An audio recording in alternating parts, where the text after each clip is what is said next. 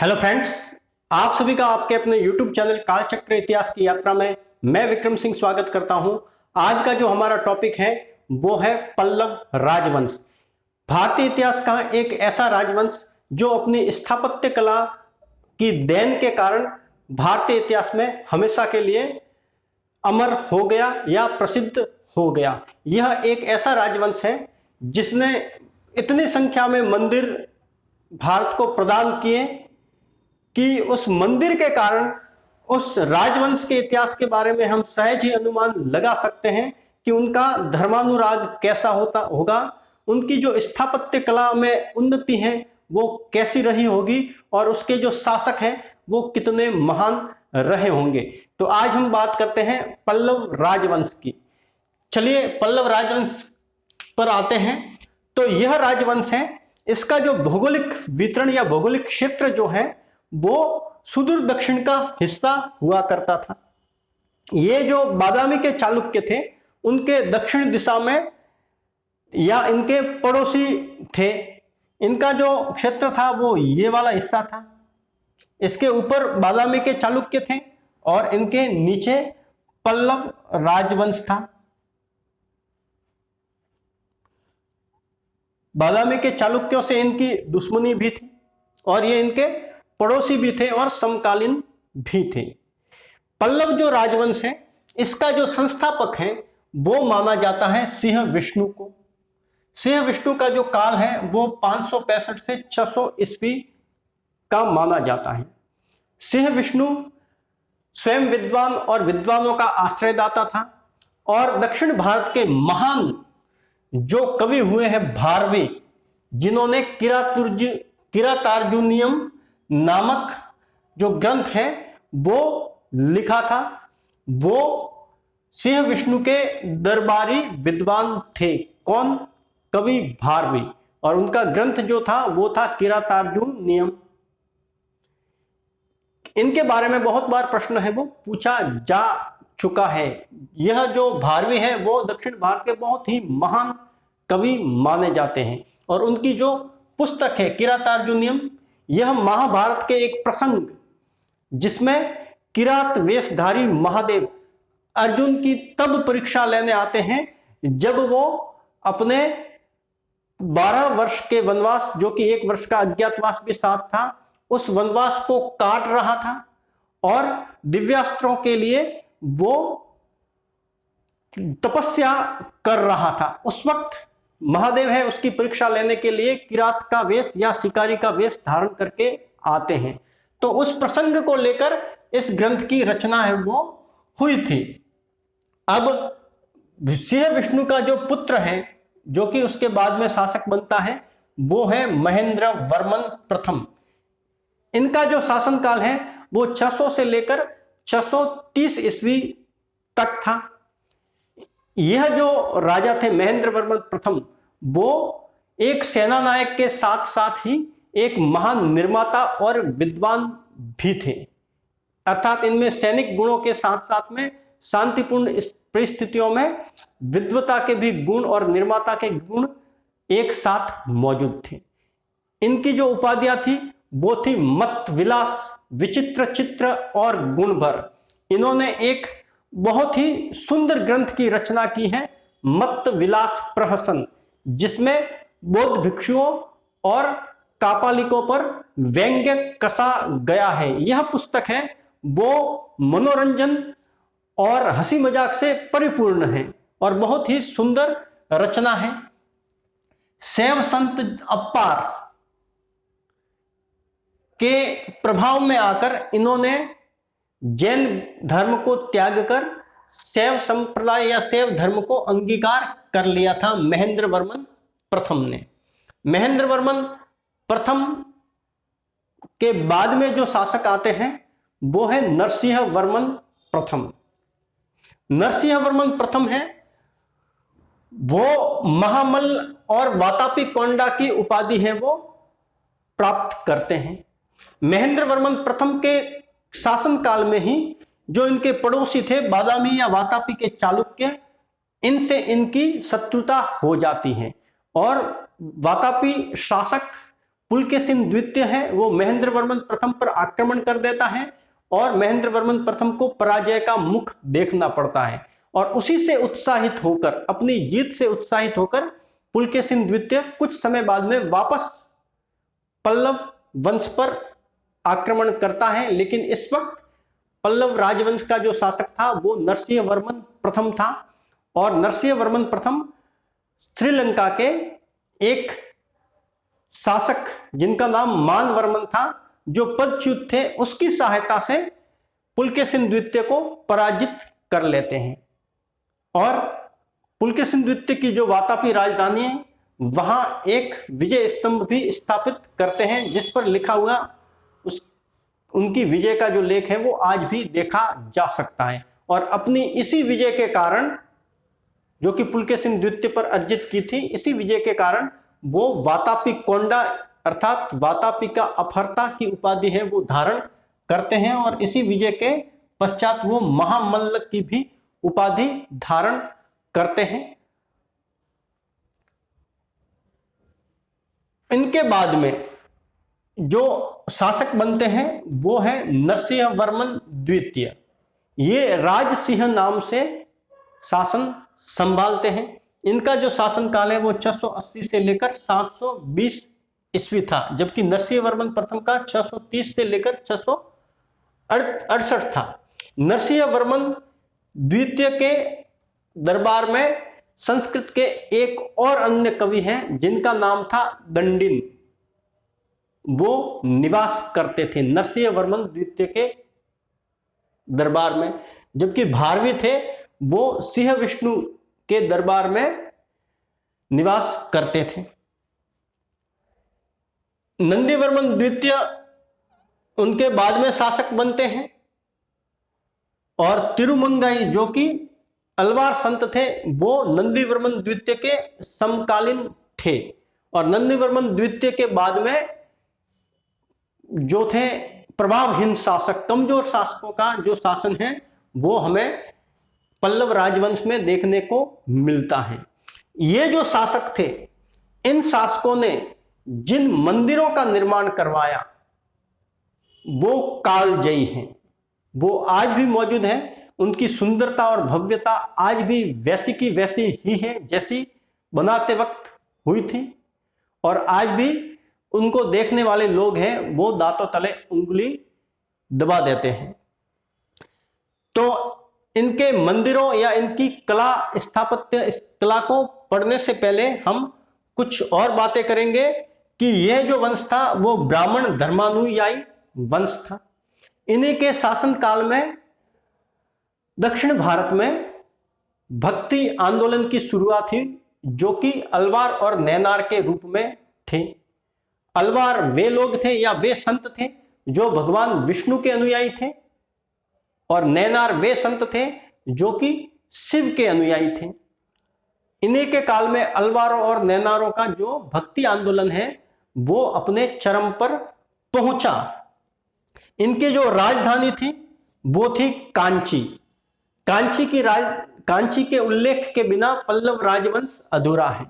कांची तमिलनाडु में एक जिला मुख्यालय है और एक बड़ा सा नगर है जो कि महानगर पालिका है। वर्तमान में इसकी जो जनसंख्या है वो लगभग 30 लाख के करीब है। कांची धार्मिक नगरी है, सप्त पुरियों में से एक पुरी मानी जाती है और इसको दो हिस्सों में बांटा गया है। एक है शिव कांची और दूसरा है विष्णु कांची। कांचीपुरम का अर्थ है वह स्थान जहां पर ब्रह्म की पूजा अर्चना होती है।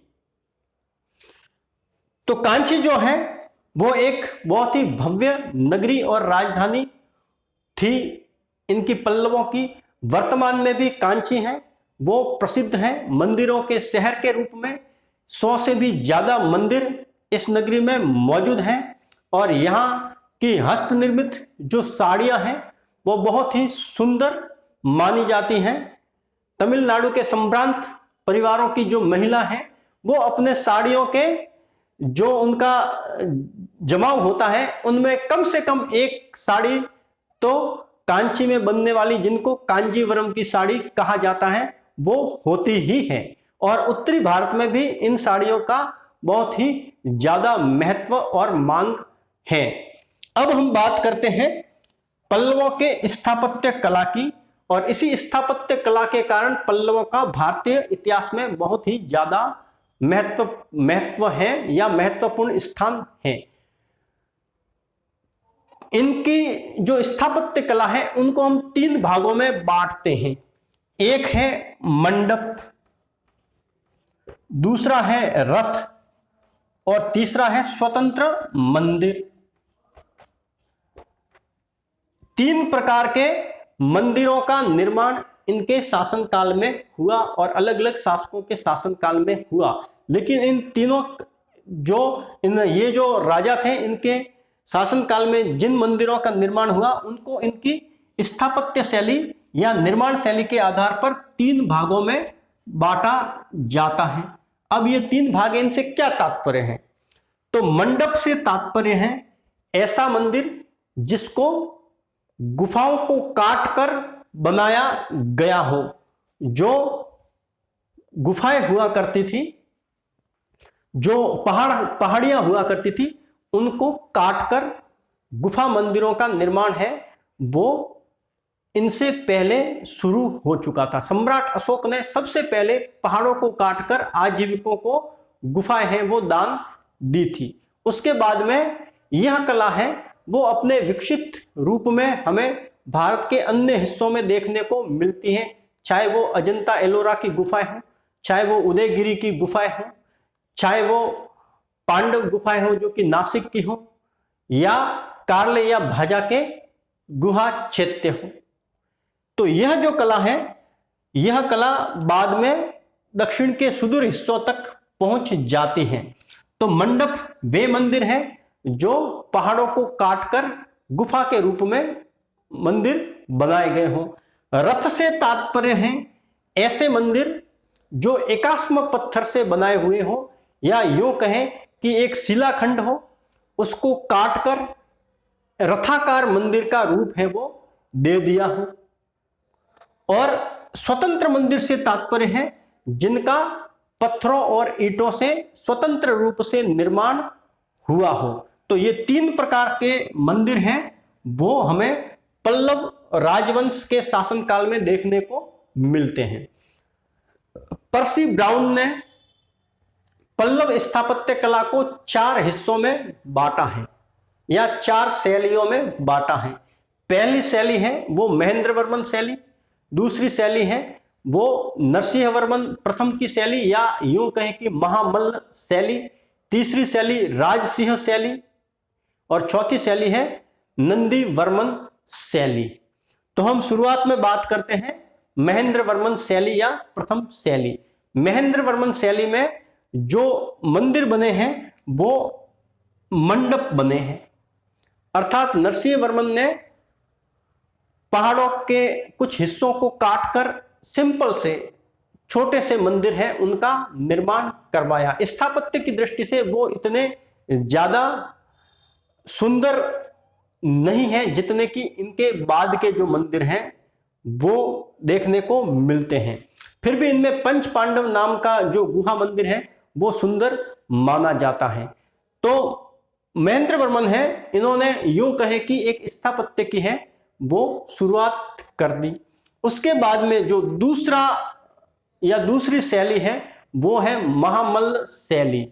महामल्ल नरसिंह वर्मन की उपाधि थी और उन्हीं के द्वारा बनाए गए मंदिर को महामल्ल शैली के मंदिर कहे जाते हैं।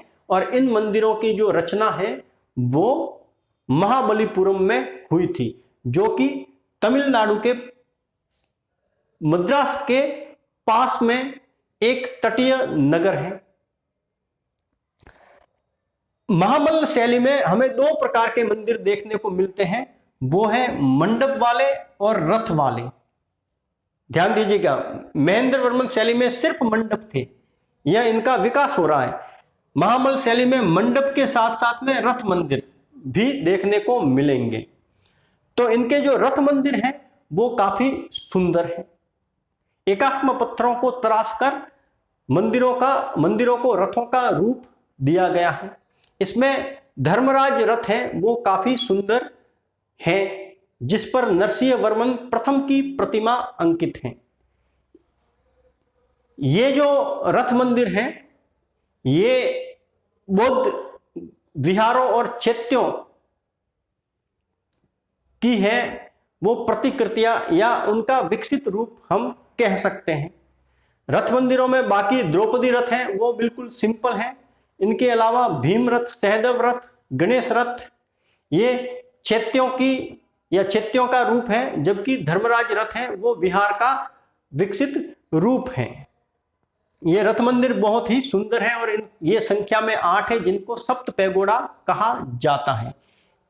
तीसरी जो शैली है जिसको राजसिंह शैली कहते हैं, नरसिंहवर्मन द्वितीय ने राजसिंह की उपाधि धारण करके शासन चलाया था, तो इसको राजसिंह शैली कहते हैं। राजसिंह ने अपने शासनकाल में महाबलीपुरम में शोर मंदिर या तटीय मंदिर को बनाया था। यह मंदिर समुद्र के बिल्कुल तट पर है और इसकी दीवारों पर समुद्र की जो लहरें हैं वो निरंतर टकराती रहती हैं और टकराने के बाद में वो बहुत ही सुंदर दृश्य है वो प्रस्तुत करती हैं। इसके अलावा शोर मंदिर के अलावा राजसिंह ने कांची में बैकुंठ पेरुमल का जो मंदिर है वो बनवाया था और इसके अलावा कैलाशनाथ मंदिर है वो भी बनाया था। कैलाशनाथ मंदिर में स्थापत्य कला के सारे तत्व हैं वो पाए जाते हैं। और जो चौथी और अंतिम शैली है वो है नंदीवर्मन शैली। नंदीवर्मन शैली में हमें छोटे छोटे मंदिर देखने को मिलते हैं और उसमें कोई नवीनता या भव्यता देखने को नहीं मिलती है। वो पुराने मंदिरों की ही प्रतिकृति एक तरीके से होती है। इनका आकार छोटा होता है और यह इस ओर इशारा करती है कि जब राज्य की राजनीतिक और आर्थिक व्यवस्था लड़खड़ाने को होती है तो उसका स्थापत्य कृत्यों पर भी एक नकारात्मक प्रभाव है वो पड़ता है। नंदीवर्मन शैली में हमें कांची में मुक्तेश्वर मंदिर और मातंगेश्वर मंदिर देखने को मिलते हैं और गुड़ीमल्लम में परशुरामेश्वर मंदिर है वो देखने को मिलता है। तो इस प्रकार हम देखते हैं कि पल्लव राजवंश में 4 स्थापत्य शैली या पल्लव राजवंश के शासकों को उनके स्थापत्य निर्माण के आधार पर 4 भागों में बांटा गया है। नंदीवर्मन शैली, महामल्ल शैली, प्रथम है महेंद्रवर्मन शैली, दूसरी है महामल्ल शैली, तीसरी है राजसिंह शैली और चौथी है नंदीवर्मन शैली। पहली जो महेंद्र शैली थी उसमें सिर्फ मंडप बनते हैं, दूसरी महामल्ल शैली में मंडप और रथ दोनों बनते हैं, तीसरी राजसिंह शैली में स्वतंत्र मंदिर बनते हैं और चौथी नंदीवर्मन शैली में छोटे छोटे मंदिर हैं वो बनते हैं। ये मंदिर हैं वो ज्यादातर महाबलीपुरम में बने हुए हैं और बाकी के जो मंदिर हैं वो ज्यादातर कांचीपुरम या कांची में बने हुए हैं, जो कि पल्लवों की राजधानी था और बाद में वो चोलों की भी राजधानी बनता है। तो इनका जो मुख्य जो इलाका था वो तमिलनाडु वाला इलाका था। आज का जो आपका टॉपिक है पल्लव राजवंश वो यही समाप्त होता है। धन्यवाद। आपको हमारा वीडियो पसंद आया हो तो इसको लाइक, शेयर और सब्सक्राइब जरूर करें।